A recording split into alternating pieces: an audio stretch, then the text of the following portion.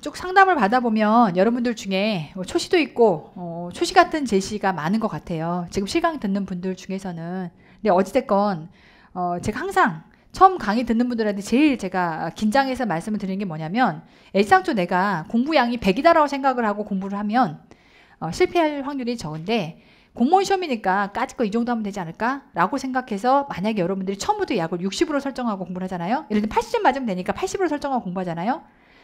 붙을 확률이 매우 떨어져요. 그럼 그 경우는요, 1년 안에 붙을 수 있는 시험인데도 불구하고, 100을 생각하고 공부했으면 1년 안에 붙을 수 있는 시험에도 불구하고요, 80 생각하는 순간 1년은커녕 2년, 3년씩 걸릴 수도 있어요. 그러니까 이게 기본적으로는 양이 상당하고 매일 성실하게 여러분들의 일상을 채워가야만 실패 없이 1년이라고 하는 수험을 여러분들이 완벽하게 소화할 수 있는 그런 시험이라는 거를 머릿속에 항상 갖고 시작하세요. 근데 이거를 한 번도 여러분들이 1년간 장기로 공부한다는 게 어떤 건지를 모르고 여러분들이 아마 수험을 시작하셨을 거기 때문에, 앞으로 여러분들이 걸어가야 될, 소위 말하면 지금 여름에, 한여름에 어떨지, 가을에 바람 불 때 싱숭생숭할 때 어떨지, 한겨울에 추웠을 때 지금 학원을 나오고 싶지 않은데 내가 지금 나와야 될 때 그 심정이 어떨지, 자 근데 공부 하나도 안 돼 있는데 봄에 지금 꽃 피고 시험장에 들어가야 될 때 내 마음이 어떨지 아직 경험을 제대로 안 해본 거예요.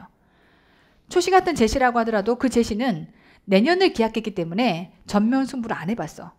무슨 말인지 아시겠죠? 그러니까 지금 해보지 않은 길을 여러분들이 1년이라고 하는 시간을 채워서 가야 되기 때문에 앞으로 여정이 만만치는 않습니다. 그래서 미리 겁을 주는 거지만, 만만치는 않지만 여기 정직한 한 가지는 뭐냐면, 매일 성실하게 내가 어떤 계획을 세우고 그 계획을 얼마나 잘 지키기 위해서 노력을 했느냐, 거기에 성패가 달려 있어요. 하루 이틀 안에 성패가 결정이 나는 게 아니란 얘기를 하고 싶은 거야. 봄 봄대로, 여름 여름대로 여러분들 힘들게 할 거거든요. 근데 그 시간마다 여러분들이 얼마나 성실하게 그 시간들을 채워갔느냐에 따라서 결국 내년 또 4월에 여러분들이 책임져야 될 그 결과값이 달라질 수 있는 거기 때문에, 제일 중요한 건 합격할 수 있는 플랜을 세워라. 근데 양이 적진 않아요. 그러면 적어도 여러분이 국어영어 한국사와 회계세법이라고 하는 것들을 딱 양분화시켜서, 이제는 양분할 필요가 있어요. 왜냐면 국어 한국사는 쉬워졌어요. 상담해보면 많은 분들이 이거는 뭐 개인차야, 나는 아닌데라고 할 수 있어. 국어는 공부 하나도 안 하고 봐도 80 나와요 라는 얘기도 있어. 심지어는 영어를 그렇게 말한 적은 없지만, 그러니까 등등 개인차긴 하지만 확실한 건 국어 한국사는 쉬워졌어요. 그러니 결국 전체 여러분들의 제약 자원인 이 시간을 어떤 식으로 배분을 해서 국어 한국사에 얼만큼, 회계세법이 얼만큼, 복습을 얼마나 가져갈지라고 하는 것들을 끊임없이 고민하십시오. 그리고 그 고민한 결과에 대해서 성실하게 지키기 위해서 노력하십시오. 이게 사계절이 꼬박 다 채워져야 여러분에게 4월 달에 합격이라고 하는 결과가 나올 겁니다. 계획이 잘못되면요, 결과도 당연히 틀려요. 그래서 지금 실패해서, 쉽게 말하면 실패까지는 아니지만 제시가지만 초시 같은 제시 있잖아요. 상담해보면 대부분이 처음에 100의 양인데도 불구하고 60일 거다라고 착각하고 시작하신 분들이 굉장히 많아요. 근데 적어도 세무직을 하려고 생각했으면 세무직은 확실히 많이 뽑고 커트라인이 낮아요. 최종 나온 거 보니까 78점이더라. 난 낮아질 줄 알았어.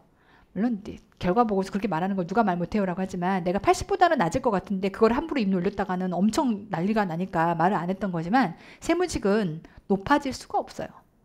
회계세법 자체가 워낙 고약해. 아무리 쉽게 나온다 하더라도. 근데 이제 회계세법이 그러면 78 정도면 선생님 결국 그렇게 다 맞으려고 노력은 안 해도 되잖아요 라고 착각할지 모르겠는데, 여기서 중요한 거는 회계와 세법은요, 어지간한 양을 채우지 않으면 꽈락이 나와요.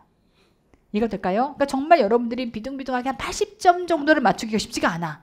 정말 용 써가지고도 90백을 맞기 위해서 바락바락을 해야 운 좋으면 90백을 맞는 거고, 아니면 80을 넘는 거니까, 그 단계가 안 되면 정말 시험장에서 기가 죽어서라도 40점대가 나오는 경우가 생긴다고요. 그러니 양이 회계세법이 좀 많은 편이에요. 그 다음에 국어형 한국사는 요즘 기본기만을 다루기를 원해요. 그러니까 전체 제약자원이라고 하는 시간 안에서 일단 플랜을 세우는 게 제일 중요하다. 어떤 식으로 플랜을 세워서 끌고 갈지에 해당하는 것들을 고민하신 다음에, 그리고 매일 성실하게 그 내용들을 지켜가십시오. 모두가 합격하는 플랜을 세웁니다. 그런데 다 붙는 게 아니죠. 800명 뽑는다면 800명까지만 붙어요. 그럼 떨어지는 나머지는 뭘까? 결국 쭉 1년간의 수험 생활을 보면 그 어느 시점 어느 순간에는 성실하지 않았던 그 순간들이 굉장히 많았던 거야. 그러니까 정말 하루하루를 여러분 스스로가 여러분 마음속에서 여러분을 지켜다보면서 스스로 그런 생각을 해. 내가 붙을 놈인가 떨어질 놈인가? 그거는 네가 제일 잘 알아. 그걸 정말 냉정하게 시험장 딱 들어가는 그 순간 여러분 스스로한테 여러분이 평가를 받아요. 내가 붙을 놈인지 떨어질 놈인지. 정말 성실하게 열심히 했다면 그걸 여러분이 제일 잘할 거거든요. 그럼 어떤 생각이 드느냐? 혹시 까짓거 근데 이렇게 했는데도 불구하고 점수가 안 나오면, 시험이 정말 그지같이 나서 안 나오면 깔끔하게 버릴래 라는 형태의 내용도 생겨요. 근데 그게 아니라 정말 내가 얼마나 부실하게 공부 안 하고 맨날 어디서 막 했는지에 대한 거를 스스로 알아. 그러면 정말 시험 전날은요 엄청 떨려요.